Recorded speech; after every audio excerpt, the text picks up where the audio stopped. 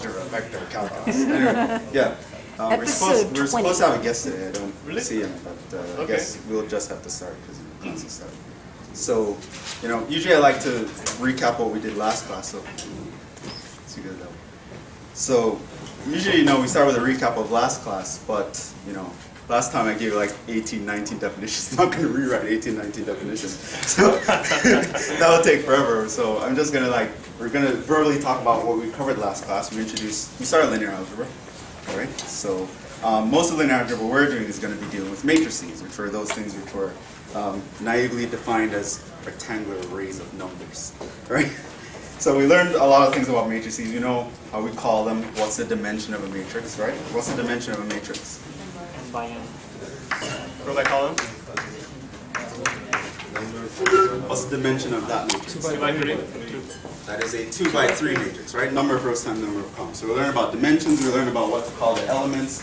So for example, if I call this matrix Aij, what is 4? 2 by 1. 2, 1. 2, 1. 2, right. A21 equals 4, right? So we talked about how to identify each component in the matrix, each element, and we spoke about some simple operations, how to add two matrices together, right? You add the corresponding components, how you subtract the matrices, you subtract the corresponding components. We spoke about what it means to be a square matrix. What's a square matrix? N by N. N by N, same number of rows and number of columns. We spoke about special kinds of square matrices, which are diagonal matrices. What are those? Zero to the bottom, all zeros except the main diagonal. What's the main diagonal? Top left to bottom right. Top left to bottom right, right? So you have a square matrix where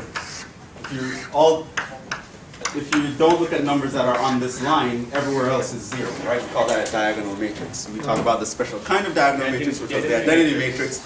What does that look like?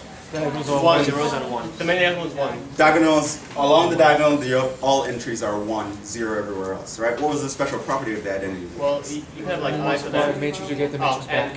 Right. Once you multiply with a conformable matrix, right, you always get the matrix back, right? What was the 0 matrix? We spoke about that. You get 0 matrix. You added to all zeros. What's the property is you add it to any matrix, you get the matrix itself, yeah? Why is the 0 matrix a vector also? What do you mean it's a vector? In your notes that you wrote on the board. Oh, that's informal.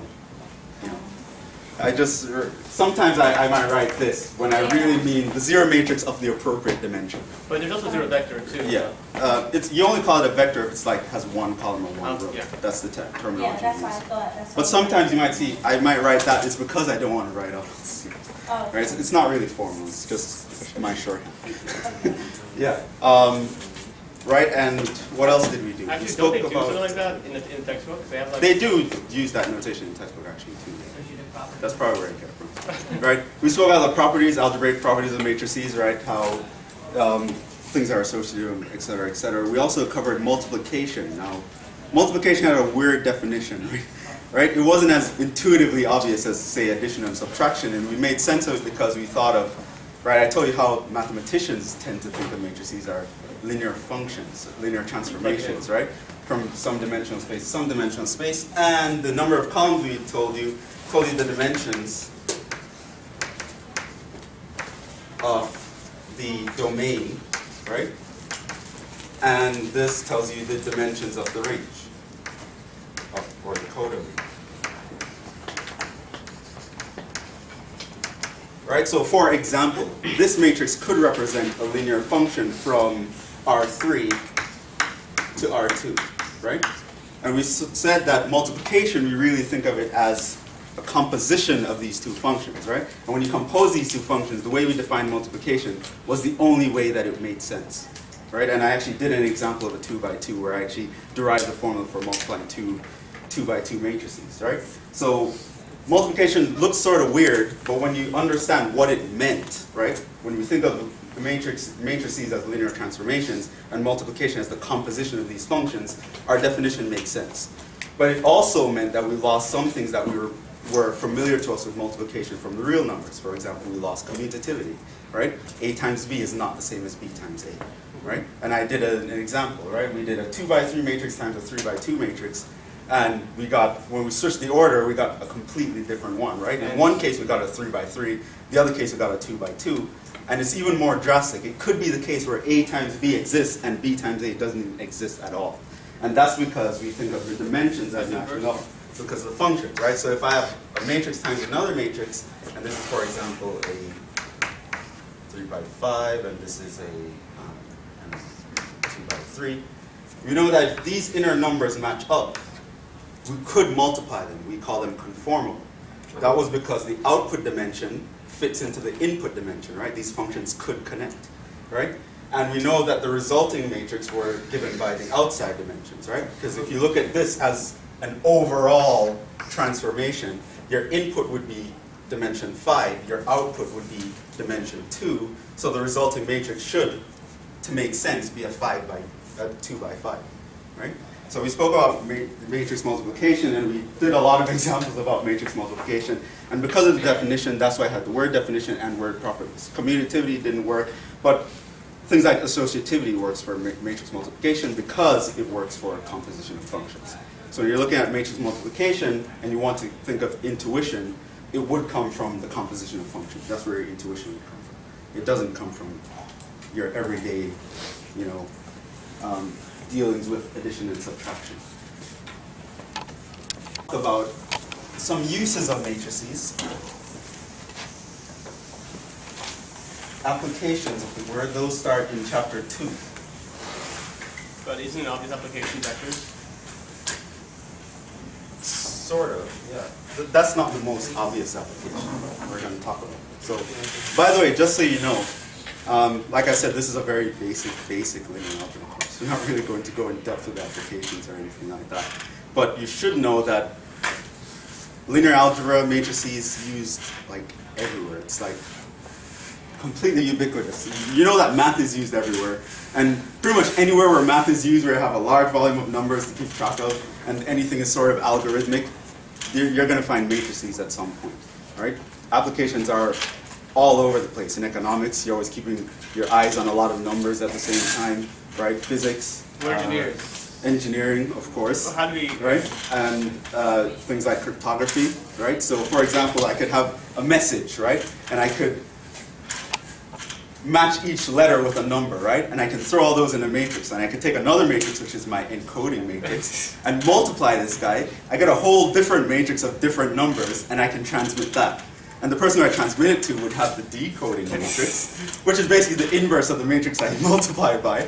So he multiplies it and gets the original matrix, and then he would know what numbers match to which letters, and he'd be able to decode the message. That's a very naive way of encryption, right? So you can use matrices there. Matrices are all over the place. They're like, the Higgs boson of applied mathematics, right? All over the place, right? But we're not really going to talk about any of those. The main application that concerns us is solving systems of equations, right? So pretty much everything I teach you about matrices in this class is going to be focused on being able to solve systems of equations, both linear equations and linear differential equations. So that's where we are. That was the recap. Let's do another recap.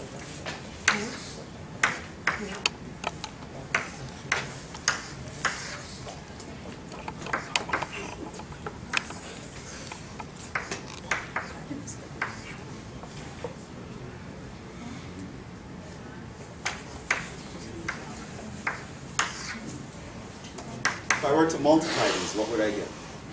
Can't multiply them. Exactly.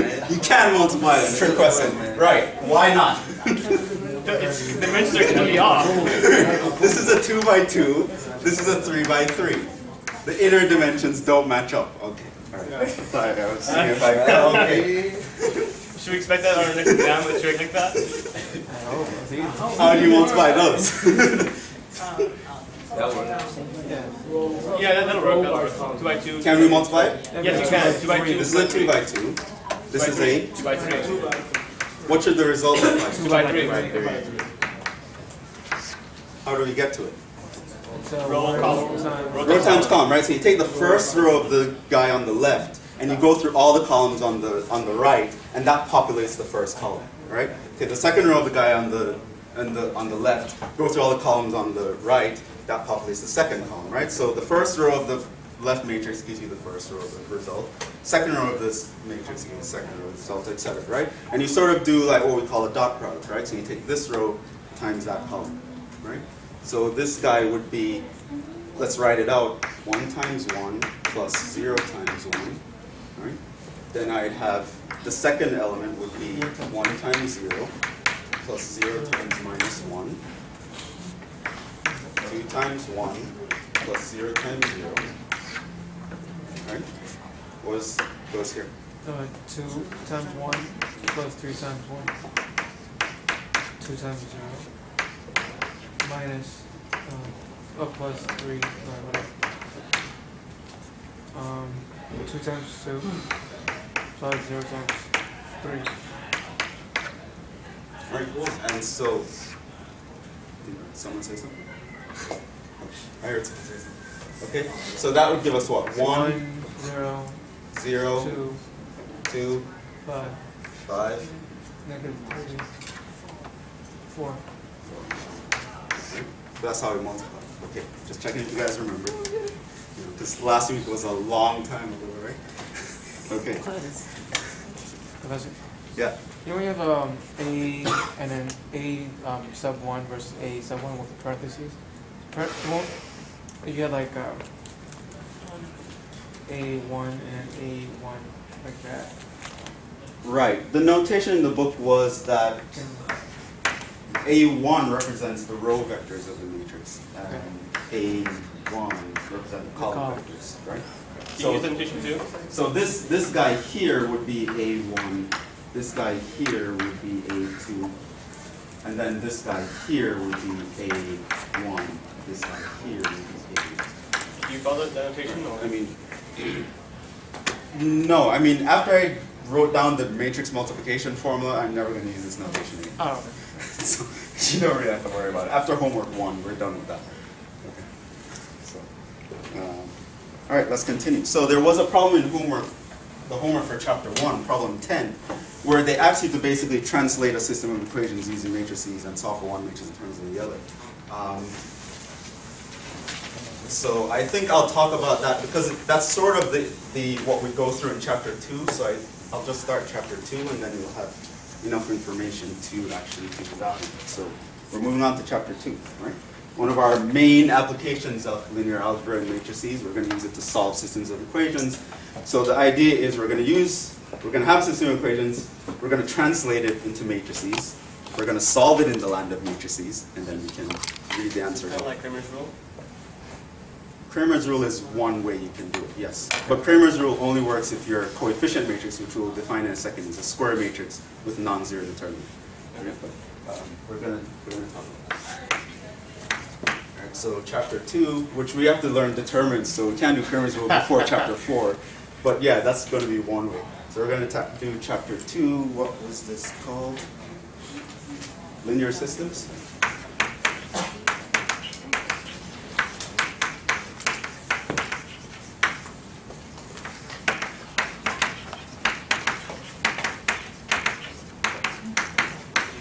Elementary row operations. Elementary. Okay, so let's start by talking about how we can actually write a system using matrices.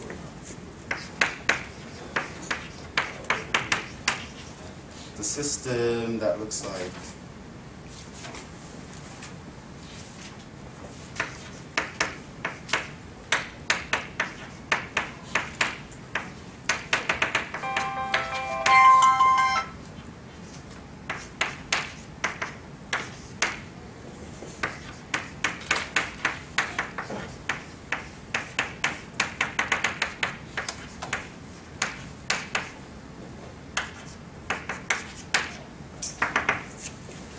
down to a predictable way.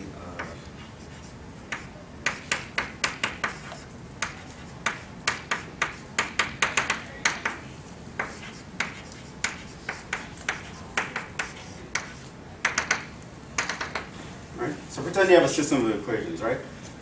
Usually if we have only 3 variables, we call this x, y, and X z. to the power n? Don't you mean x sub n? No, I mean subscripts. No, but you have on your. Oh, yeah. These are mean subscripts. Right? It's just a way to number our independent variables, right? The system blah can be represented as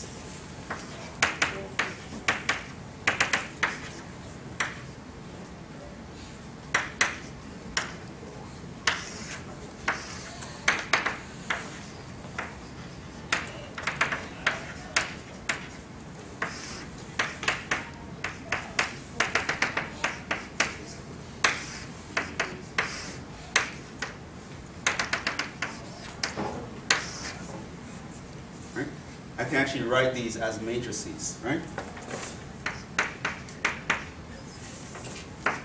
It is easy to check.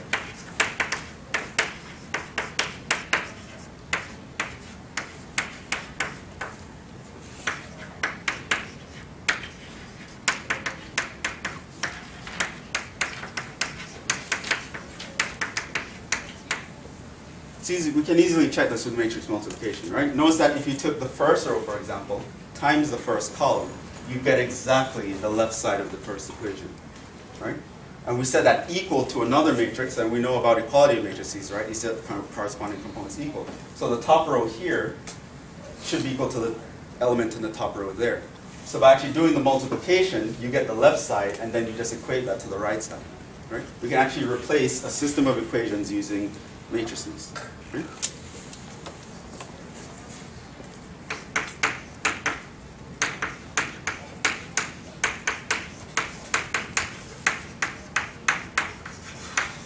Common notation, AX equals B. Right? So basically, this guy here is your coefficient matrix. This is the A11 guy to the A1N guy, AM1 guy to the AMN guy. All right, that would be your coefficient matrix. The guy with all the x's, that's called your X matrix. And then the guy with all the b's, that's called that guy. Right? This should be BN here. All right? This guy here is called the coefficient matrix. Pretty obvious. Right? Notice that it's a matrix of coefficients. All the numbers in here are just the coefficients of our variables, right? We just sort of wrote them in a matrix, right? Just ignore the variables, right? Notice that the first column are all the coefficients of the x1 term. The second column would be all the coefficients of the x2 term, right? The last column will be all the coefficients of the xn term, right?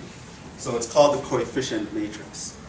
This matrix here is called the solution matrix. Right? That's the matrix that's going to give you your solution. So for example, if we're in 3 space, instead of x1, x2, x3, we'd probably just say x, y, and z. Right? And so this would be the matrix with x, y, and z in it. And you want to solve for x, y, and z. Right? So whenever we say find the solution to the system, we're saying find this vector. Right? And it's going to give you, once you know what this vector is, you know what each variable in the component is, it helps you to solve the system. I haven't really encountered a name for this guy over here. In literature, people might call it the right-hand side, which is just, I don't know. Or answer matrix. What? Answer matrix. Answer matrix. Right? I usually call. I don't know if it's official, but I usually call it the answers column. Right? Unofficial. Right? I don't know if that's actually how it's called in practice, but I've never really seen a proper name for that. But for example, if I'm talking about Cramer's rule, I'm going to say replace the x column with the answers column. I might just say that. This is what I'm talking about, right? When I say the answers column, I'm talking about this side here, the right-hand side, right?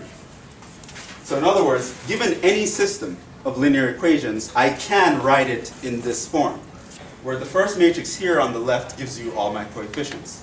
The second matrix here tells you all my variables, of course in a very prescribed order. And then my last matrix here gives me all the answers on the right-hand side, right? So this is called the coefficient matrix, the solution matrix, and that we'll call affectionately the answers column. Another convenient form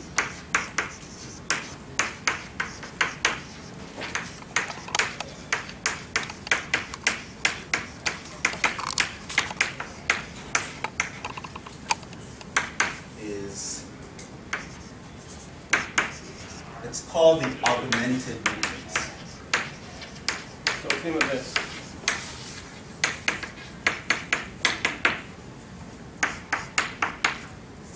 It has the form,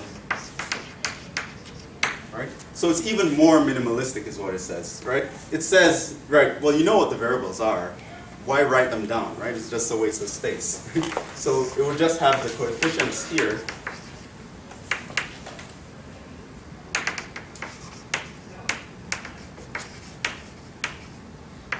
And then there will be like a line here, and then you put the b's here. Right? So you might have a solid line or a broken line. Sometimes I'll write a broken line. So the form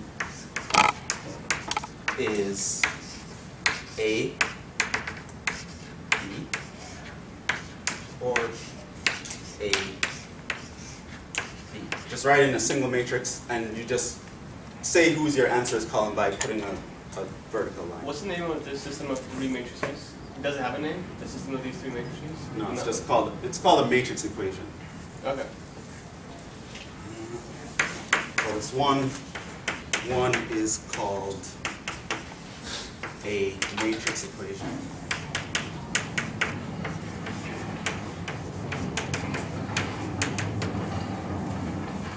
Okay, so given any system, we can express it in two ways. We can express it here, especially if we want to isolate the coefficients matrix, or we can express it here, right, where this matrix is more apt for things like Gauss-Jordan elimination, which we're going to talk about in a bit. Right? So this deals with the translating part. So you give me a system, I can translate it into the language of matrices, right? Of course, you still have to know how to solve it, but that's basically the translation part. So let me actually give you an example of that. We have to include the arrows in a bracket. Come again? Yeah, we have to include the arrow for the B. If you're writing in that form, yeah. Okay. But let me give you an example.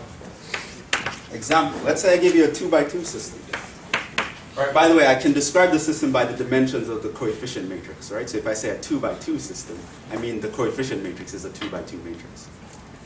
Right? So I can say 2x plus 3y equals 7, or 4x minus 2y equals 3, right? So this is a system I'm given. Right? So we can write this as, give me the answer as a matrix equation. How would it look? 2, 3, line 7, 4, negative 2, line 3. 2, 3, 4, 4, negative 4, 2. negative 2. 4, negative 2. This would be x, y Yeah. equals 7, 7, 3. So I can actually write it like that. Or, if I want an augmented form, how would it look? 2, 3, x. 3, 7, 4, 2, 3. minus negative 2, 3. Oh, yeah. Line. Right? And I for the line. Right? So I have this system. If I want to use matrices on it, write it like this or like that. Right? Something like this, you'd sort of write it if you want to apply Kramer's rule, for example. Right? But if you're using like row reduction or Gauss-Jordan elimination, we'll talk about that soon, you'd write it in this form. Which to me is a better way to do it. I mean, if you're programming a computer to solve it using matrices, that's what the computer would do. Even if you told it to find determinants, it would use row reduction first to make finding the determinant easier, and then it would find it using that. Can you Right? find determinant So using row reduction? this guy is it's more algorithmic, straightforward. This guy is just sort of annoying. Finding determinants is annoying. Quick usually. question. If you have this setup, you have a whole column or a whole row as 0, is it possible to just take away the whole column? If a whole row is 0? Or a whole column is 0, can we just take it out? Not exactly. I have to deal with that. We're going to talk about that when we talk about inconsistent systems. That's chapter 3. So hold that question. No, because I was thinking about if you... There's a problem. If you have a row where this is all zeros and the number over here is not 0. No, I mean the whole thing is 0. If the whole line is row is 0, everything is 0. If everything is 0, odds are you'd have a parameter. Right? That I want to explain out. There are several cases I have to go through. Okay. One of your variables would be a parameter, essentially, in most cases. You can't ignore it in all cases. Right? There are like 3 main cases to deal with where deal with your question. That happened when I was doing homework. I had homework when I was 0. So. Oh, well. I have to look at that specifically Okay. and see what happens. But the case where like you have like a row of zeros, there's a special thing you have to look out if it's inconsistent or there's a parameter or something. Okay. There are many situations that can happen there. We really start talking about that in chapter 3. So we'll get there. But for now, just we're doing this way. Right? So that's how we translate it. Right? So let's give you another example of that. Only give me the augmented form.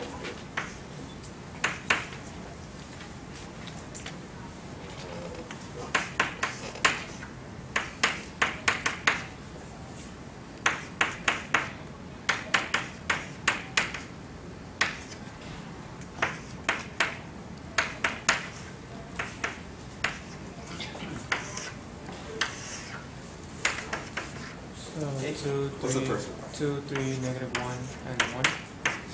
4, 0, 2, and 3. And then 3, 1, 0, 0, 7. and 7. Right. This example illustrates what happens if one of your variables are missing. It just means you put a 0 coefficient, right? So technically there's like a 0y lurking here, right? So you put that in the coefficient matrix. Right? Question. If you have like a, for example, if the z didn't exist, if there's only x and y, can we just make the whole z column 0? You wouldn't think of it as a z column anyway. You just would omit this column. Okay. If there was no z, Okay. you just omit that column. Right? So that is if a variable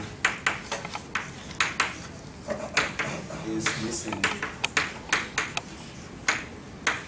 it has a 0.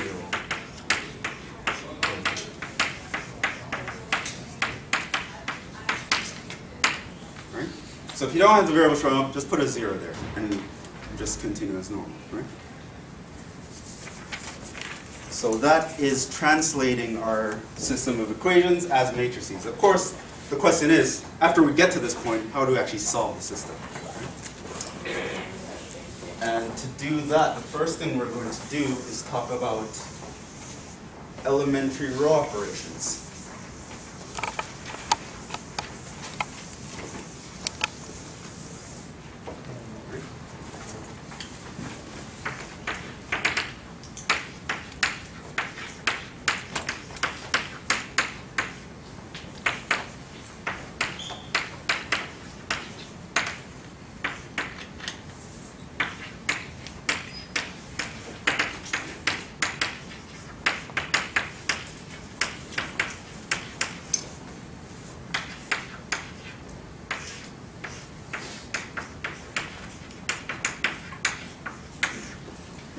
We can use what we call elementary row operations. So what are elementary row operations? Since the matrices above represent systems of equations, it stands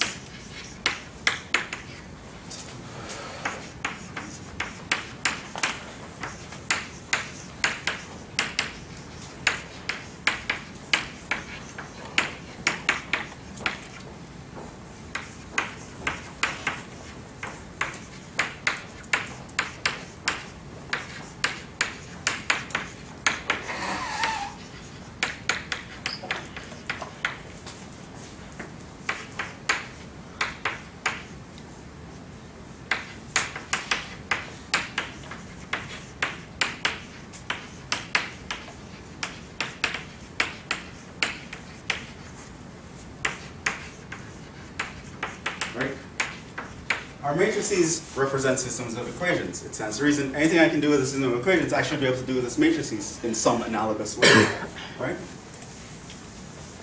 So what are the things I can do with a system of equations that won't change its solution, is the idea, right?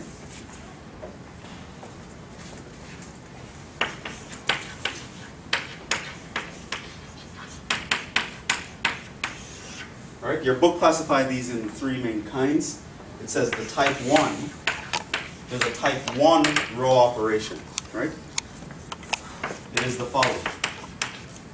I want to number it because I'm going to mention it. Interchange 2 rows. Right?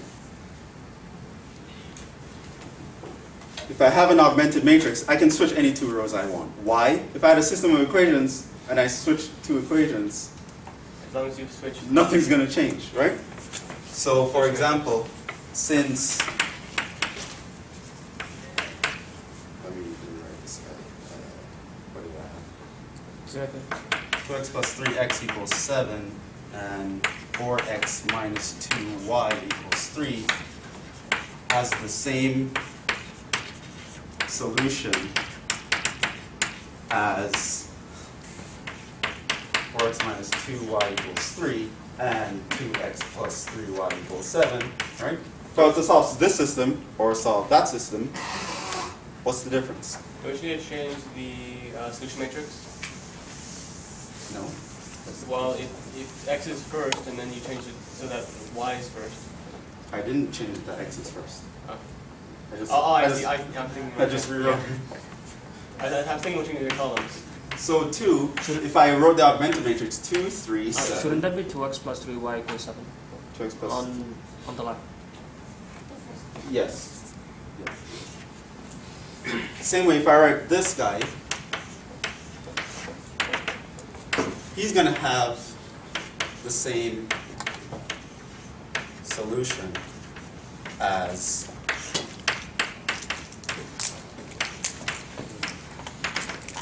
that guy, right? As far as solving a system is concerned, there's no difference if I take this matrix or that matrix, right? I can switch 2 rows anytime I want. This is elementary row operation of type 1. Because I can switch to any 2 equations I want, doesn't make a difference. I can switch to any 2 rows I want. Can you switch columns? No. Well, There are some differences between that. Well, sure, if you switch the columns on the left, sure. Right? But if you like move this column, no, you can have trouble. Right. But then your vector, your solution vector would be in a different order. Exactly, that's what I was thinking. Right. So I wouldn't do that, just needless confusion. But yeah, you can switch any 2 rows. This is an elementary row operation. Because it does not change the solution. Note that this is only as far as solving systems are concerned. There are other things we do in matrices that are effective when you do this. For example, the determinant, right? If I actually switch 2 rows, I negate the determinant. We'll talk more about that in chapter 4. But as far as solving a system is concerned, switch 2 rows, no difference. Right? Is there orientation with regard to determinants? Yeah? Is there orientation with regard to determinants? No. But if you Determinants are real numbers. yeah, but you can negate it. So I'm assuming there should be a difference between if it's positive or negative. No. Okay. We're not going to get into that. So type 2, what your book calls type 2 is multiplying any row by a non-zero constant.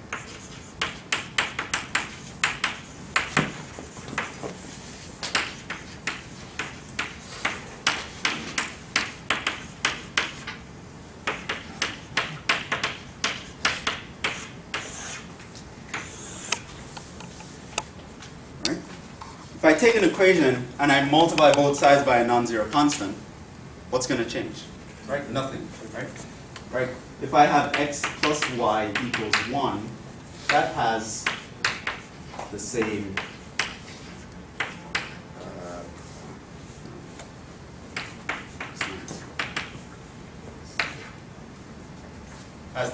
solution as if I were to say 2x plus 2y equals 2.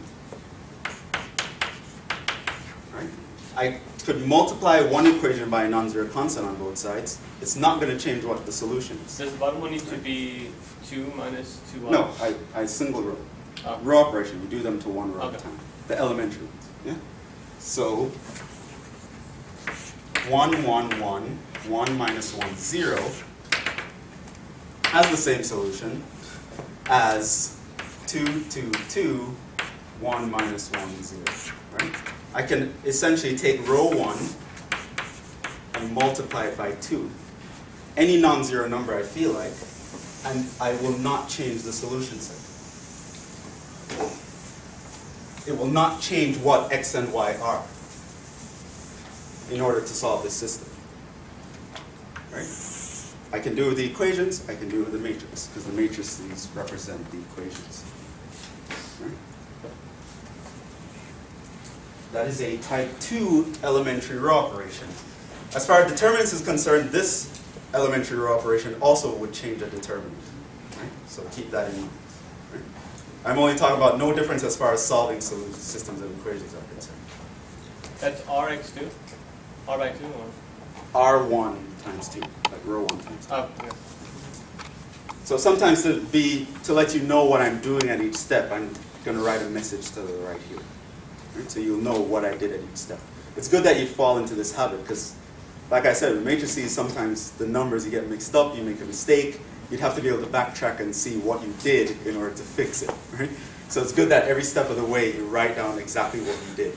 Right? So it's good bookkeeping. So if you made a mistake, it's easier to catch. Right? So I'd write that. Right? So that's a type 2 elementary row operation. I can multiply any equation I want by a non-zero constant. It means I can multiply any row I want by a non-zero constant. Type 3.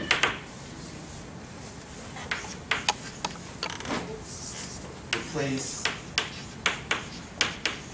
a row by itself plus a constant times another row.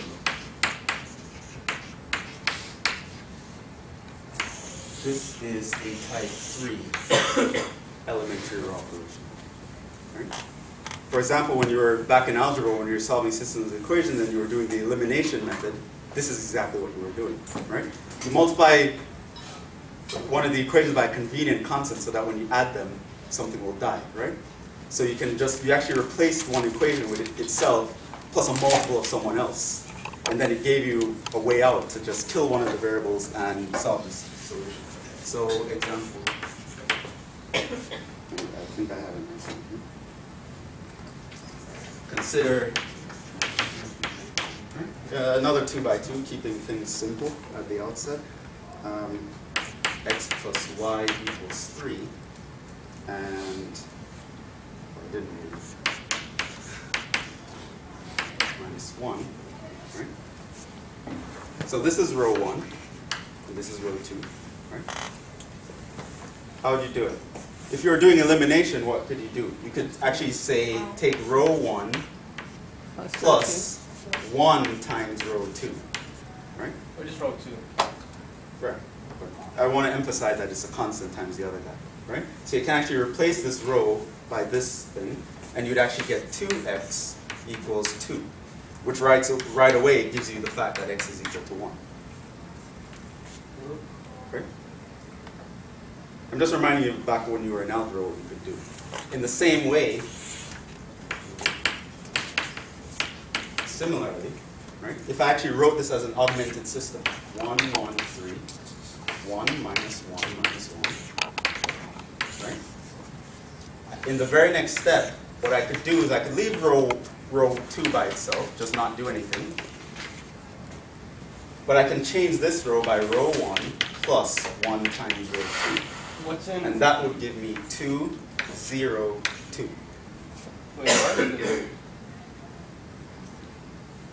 Right? This is row 1. That's row 2. Why do you have a line? Are you dividing them? Line where?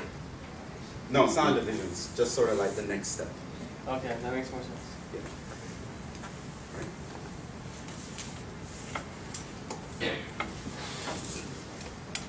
Yeah, we also spoke about division. Division doesn't necessarily exist for matrices. Right? Division doesn't really exist in the land of matrices. There's the closest thing that's analogous to division is finding the inverse of a matrix, and you actually can't find the inverse of a non-square matrix. So to actually write a division wouldn't make any sense. So you have the But top row. the idea is I can actually replace row 1 by itself plus a constant times someone else. Can you do the same for row 2? Yeah, I could do it for row 2 as well. But you can see from here, if this is my x column, right? All my coefficients of x's are here. All my coefficients of y's are here. If I read off this row here, what does that tell me? 2 times x plus 0 times y is equal to 2. Right? If I just look at these as the coefficients, I know this guy goes with x, that guy goes with y, this guy's in the answers column. Right? So by reading off this line of numbers here, I can get this equation, which also brings me to the conclusion x is 1. Right? The difference is I'm doing it in a matrix instead of doing it separately. Okay. Right?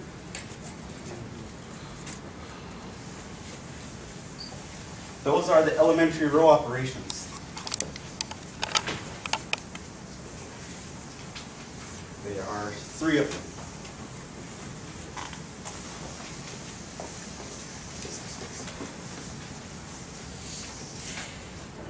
So the idea is your matrix represents a system of equations. Anything you can do to a system, you can do to the matrices, right? Without changing the solution set.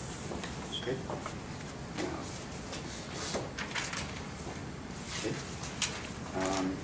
Now I'm going to show you something. I'm going to completely solve this system, right?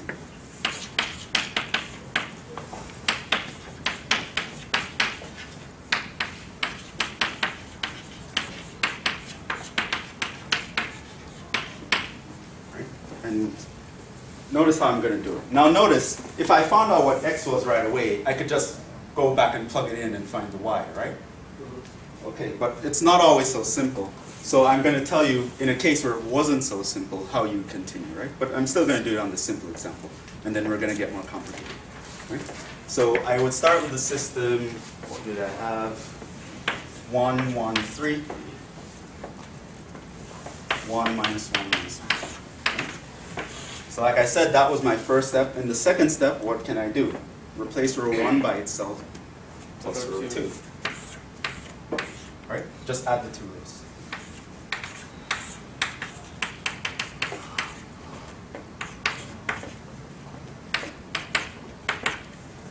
Right? Afterwards, what can I do? Well, wait, is the line like something formal that we have to do, or no. Okay. I mean, in your book, they write like squiggly arrows going to the other guy. They do it horizontal. That's what I don't like it. I like doing it. If you do it any other way, it's fun too. Right? The next step what I can do is I can say, for example, multiply this by 1/2 because 2's are sort of weird. Right? Instead of having 2x equals something, it's better to have x equals something. So I could do this, for example. This is row 1 times 1/2, right? This was a type 2. Right? So here I did a type 3 on row 1. Now I did a type 2 on row 1. And why did I do that? Because it's going to help me to kill one of the variables in row 2. If I look in row 2, I have both variables present, x and y. I don't like having both x and y. Kill one of them, right? This guy already tells me the x, so it's good if I could find out the y from this guy. So what can I do? How would I find the y? subtract I'd have to eliminate the x, right? How do you think I do that? subtract R1 from R2?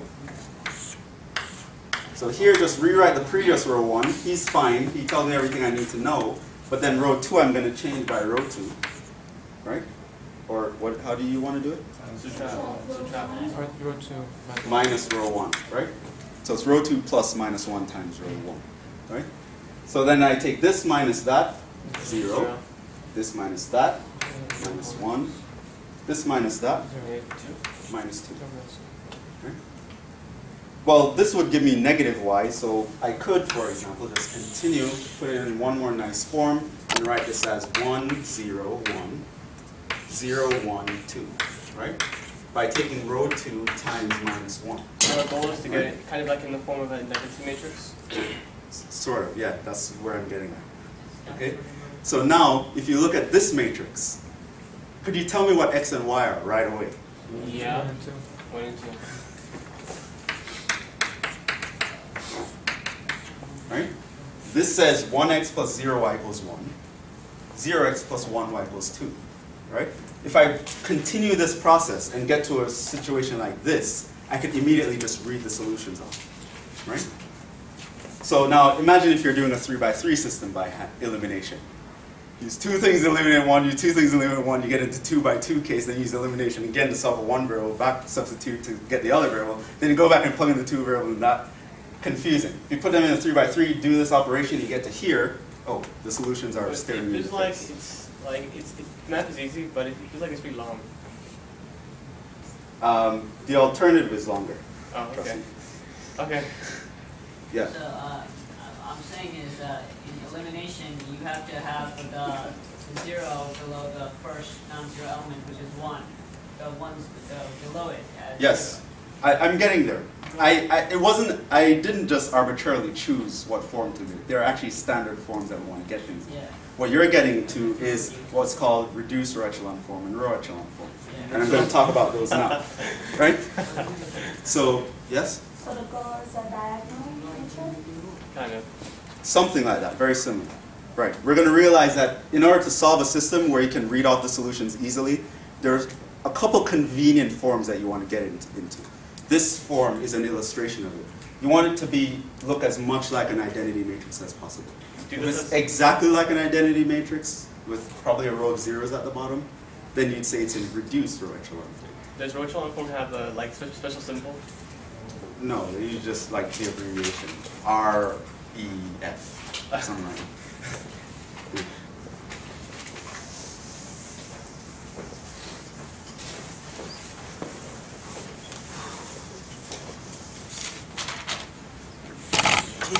So let's continue. This illustrates a convenient form from which we can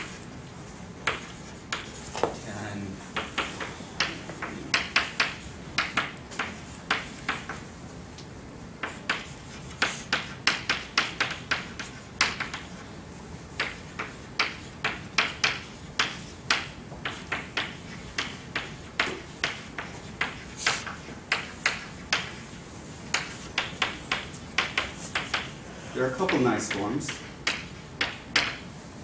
One is called row echelon form. I'm going to describe what these are. Is nice something special? Because I've seen other professors say the word nice before.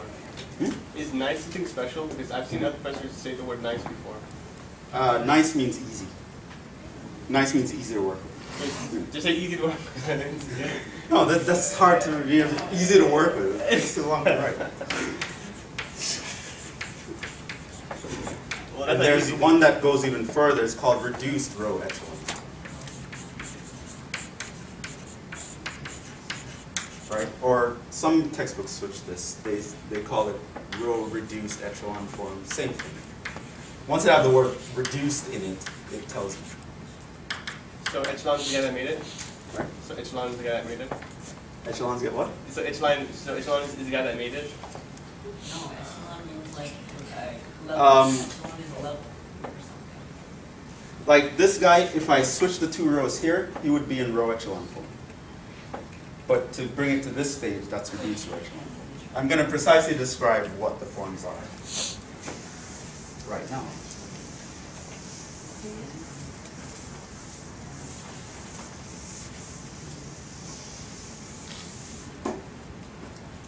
So,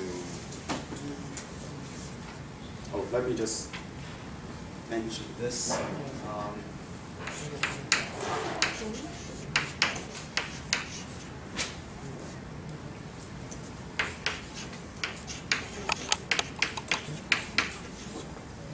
Because you might see this mentioned.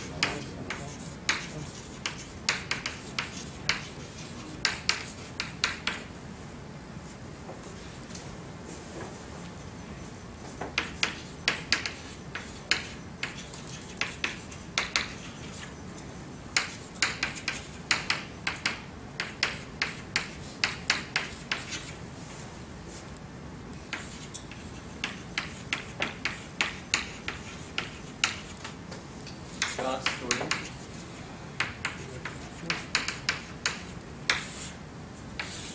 So, is this the same Gauss from Gauss theorem? Is this the same Gauss from Gauss theorem, or? Yes, the same Gauss. He's all over the place. Guys are freaking complicated. Okay, Gauss-Jordan. This is using row operations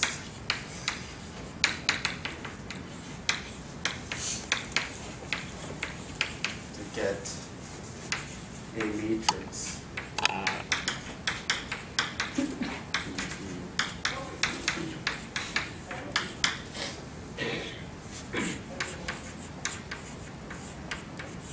Fine. Shorten these as R, E, F, and RR. Right? So the process of actually using row, this whole process, at each step I'm using a row operation. The whole process is called Gauss-Jordan elimination. So if you see that in a textbook, that's what they're talking about. So if they say use Gauss-Jordan elimination to solve the system, this is what they want you to do. Step by step. Some books might leave off one of these names if they mean something else. For example, if they only want you to get to REF, they might call it Gaussian elimination. Right? Leave off the Jordan. Don't go all the way. Right? Yeah. Is this something that goes like hand in hand with electric fields? Did he make this to determine properties of electric fields, or is it just something totally different? That's an application, sure. I'm not sure if that's what he developed it for, where he used it. It can be applied there, sure. What did you say? You can just solve circuit problems using that like circuit problem. Yeah.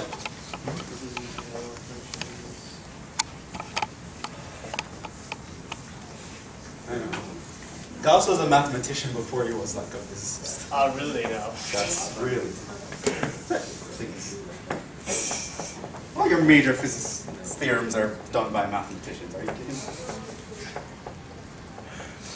Physicists just, milking off us the whole thing.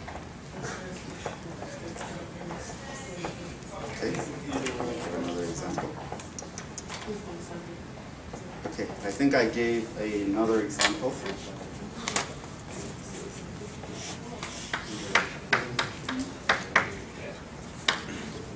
So I make sure everyone gets it. Solve the system. Forgotten. Give 20.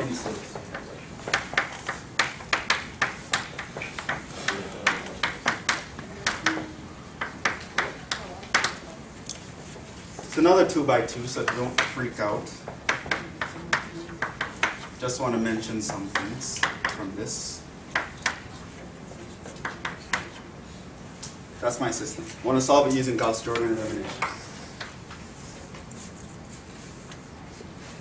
What's the first thing? Write down the augmented matrix. What is the first row? 1, 2, 1, 2, 7. Second row. 3 minus 1, 7. Okay. What do you want to do? Lunch. Bunch? Okay. Multiply the second row by 2 and add them to row 1. What do you want to do? Multiply the second row by 2 and add to row 1. You want to multiply the second row by 2 And add to row 1, yeah. What do you mean by 2? Oh, the constant 2. Yeah. Okay. He wants to kill this Right. guy. Yeah. Yeah. Okay. I'll buy that. Okay, so that's one way. You could leave row 1. And then you want to take. Oh, well. Doesn't matter. Row 2. Row 1 plus 2. Technically, it's not an elementary row operation, but whatever. Right? Okay. It gets the job done. Right? 6 minus 2, 14. You really want to memorize that, the third type 3, specifically as written for the purpose of determinants. But in practice, sometimes you can multiply both of them by a number at the same time and still get away with it. You're really performing several elementary operations in one. Right? But yeah, we can do this, right? So we take row 1 Would and it add it to 2 row 2. would it lead to the same answer if you multiplied R1 by 3 and by subtract? minus 3? Yes. Okay. Right? That's one of the things with these guys. There are actually many ways to do it, but your final result will always be the same. Has to be. Because it has to be, because row operations don't change the solution. Okay, so that would be 5. Right. So then what do? This multiplies by 2, this gives you 6, and adding it, 7. This multiplied by 2, add it. 21. This multiplied by, what? 21. 7. This multiplied by 2 and add it. And then what? Divide row 2 by 7. I can divide row 2 by 7. Keep row 1, take row 2, and I can divide it by 7, which is multiplying by a non-zero constant, multiplying by 1/7. 3. Then what?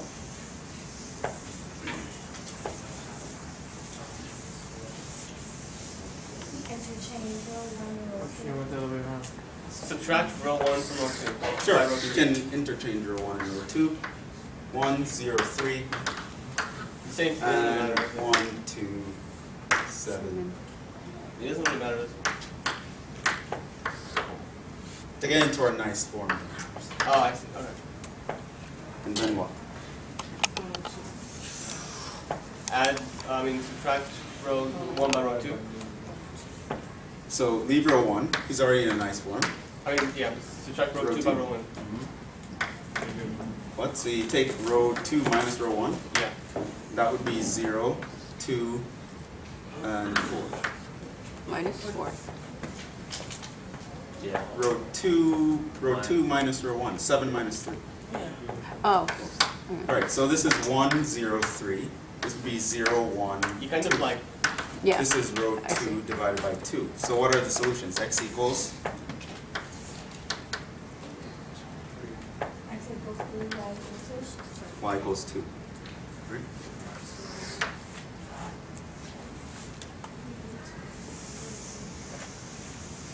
so this is the Gauss-Jordan elimination. Yeah. If it was just Gauss elimination, where we stop?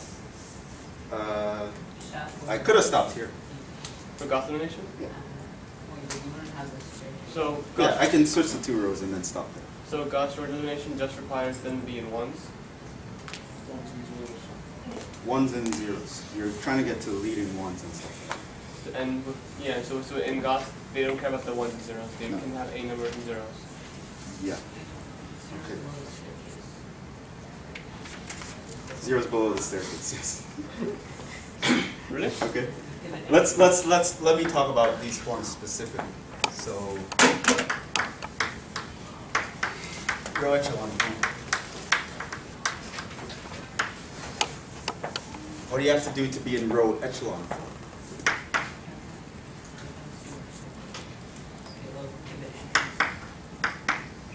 If there are rows of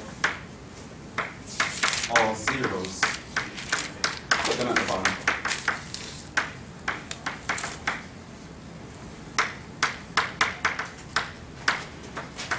That's the first thing. If you have any 0 row, put them all the way at the bottom. All right? The first non-zero number in every non-zero row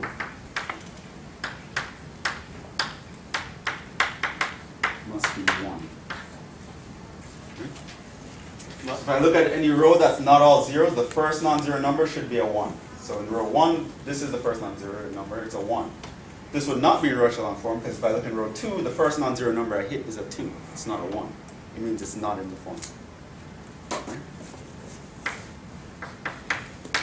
This one is called a pivot. In your textbook, it calls it a pivot. Or in other textbooks, you might hear the phrase leading one. Wait, the one is called? Yes, that one, right? This is called a leading one. Right? It's the leading one for the first Or pivot. one. Or the pivot for the first Why one. pivot though? I mean, pivot sounds like, I don't know. That's how it's called. Right? This is called a leading one, right? So first, all 0 rows, put them at the bottom. Otherwise, you want the first non-zero row in every, first non-zero number in each row to be a 1.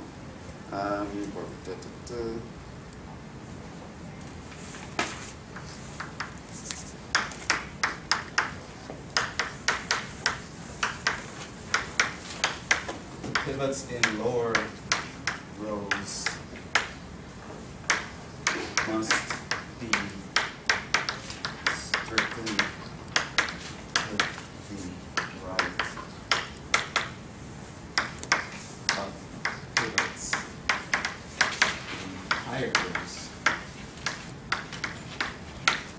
So keep it Right. a diagonal. So keep it a diagonal. So- the main diagonal. Right. I don't actually have a formula to demonstrate it, but that's the one thing, right? So for example, if I had these two rows were switched, it wouldn't be in the form because I have the one. If the one were down here and here, this guy is to the left of the guy above him. That's illegal. Illegal. Right. Give him a ticket. All right. Except obviously if you're in the top row, that doesn't. Okay. 4. All numbers below a pivot must be 0.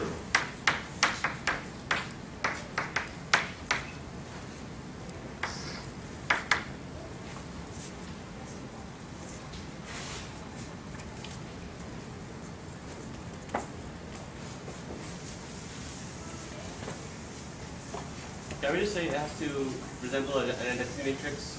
Well, it doesn't always resemble an identity matrix, so we can't really say that. Really? Right. If they have a row of zeros, it's not an identity matrix. Ah, got me there.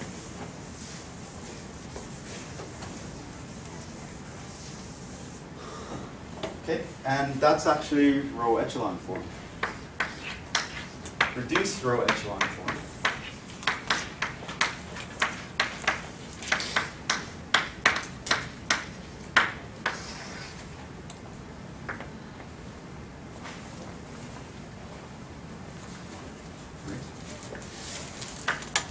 There's really only one step after row echelon form. If you have row echelon form at the condition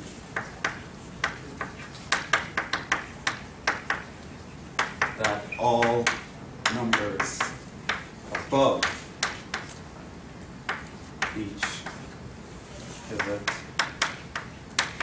is also 0.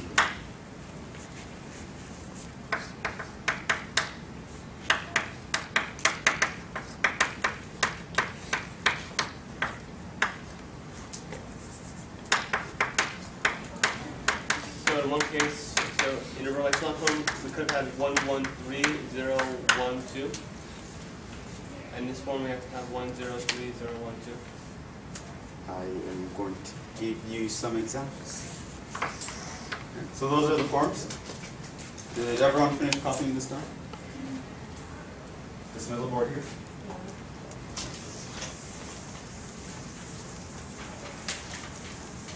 So those are the forms. If you're solving a system with Gaussian elimination, you're going to want to be able to get the coefficient matrix to have one of these forms. It's the easiest one where you can just read off the solutions. And it's nice for other reasons that we'll get to later.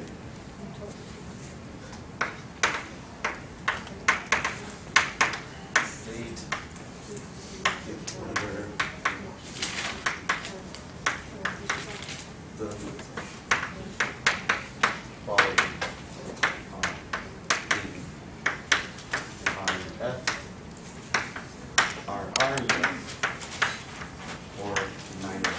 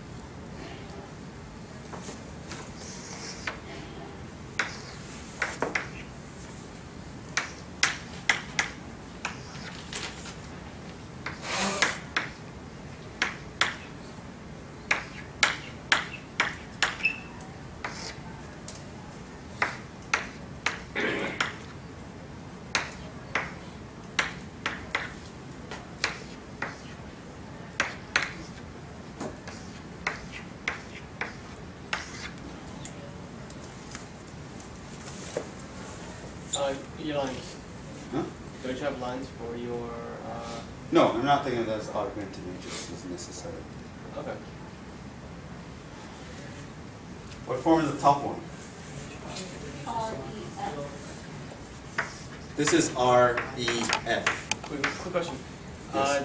But wasn't an echelon form and reduced echelon form 4 solutions? Go again? Wasn't it 4 cases in? It has nothing to do with the systems of equations, technically. It's just a form for the numbers to be in. So okay, so we're always going to use it in that form, but it doesn't have to necessarily be for that. No. Okay. Like reduced echelon form, for example, also comes in handy if you're solving for inverses. Okay. You don't always have to have a system of equations in mind. Right? So if I don't tell you it's for a system of equations, don't assume it. Just see if it's in the right form. Why not reduce echelon form? There's two. The 2, right? That's the problem, right? Because this is a pivot. Everything above and below the pivot, if it's not in the top row, should be everything above and below the pivot should be a 0 also. What about this guy? Huh? Either? REF. Which one? REF. This is also REF. Why? The 2 is Again, the 2 messed you up. This guy here. This is a pivot. Oh. In the last row, the first non-zero number I hit is here. It's a 1. That's a pivot. Above it, there's a 2. Are the 3, 4, 7? Because I mean, 3, 4, 7, irrelevant. okay. Oh, okay. We just look at the Yeah. So you're just looking for the pivots? Yeah. Huh? Just You look for the pivots. The first non-zero number in each row. Make sure that everyone above and below is 0. That gives you a reduced row echelon form. Okay. So If everyone below is a 0, but not necessarily everyone above, you have row echelon form. That's the idea.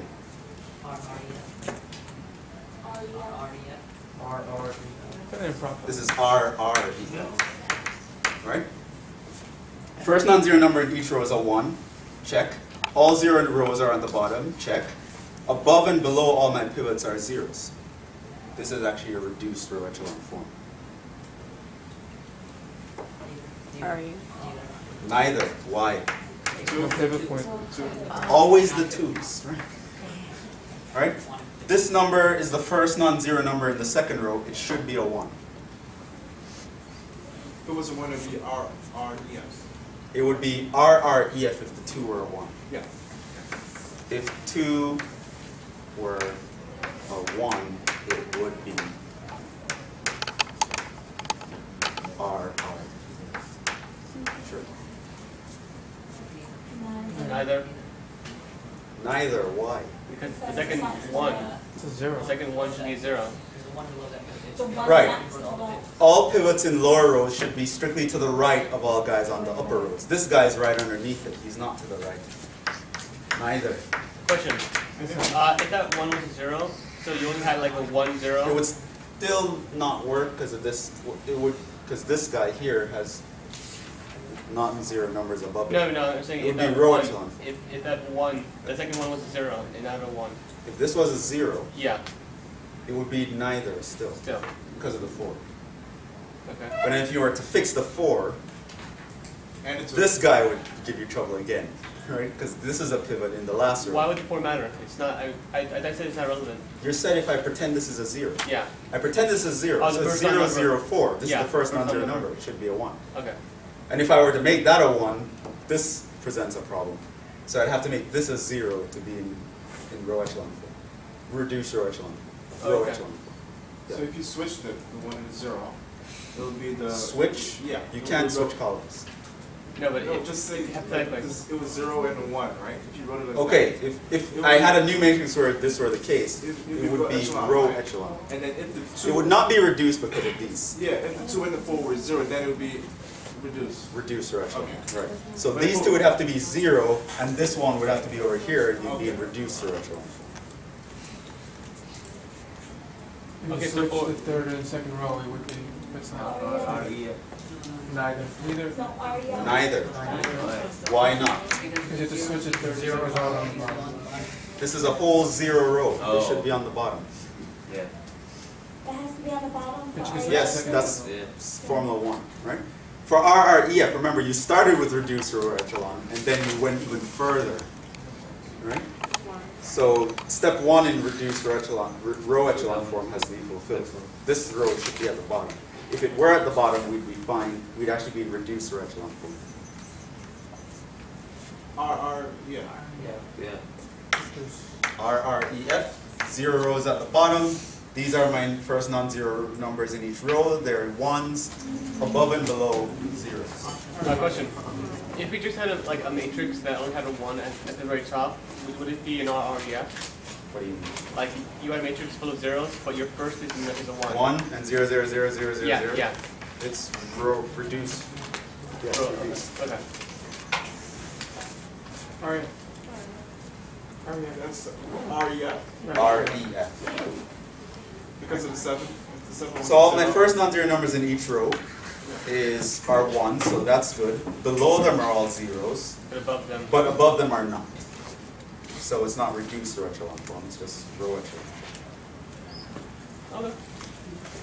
Technically, to solve a system, you only have to go up to REF, but then you'd have to do a lot of back substitutions to get the other guys. If you get it in RREF, you can read off the whole solution just right away. Is there a case where it's possible to convert it from REF to RREF? Yeah. No. You can only do it? Okay. Every matrix has a reduced row echelon form. It's just up to you whether you want to take it that far. Okay.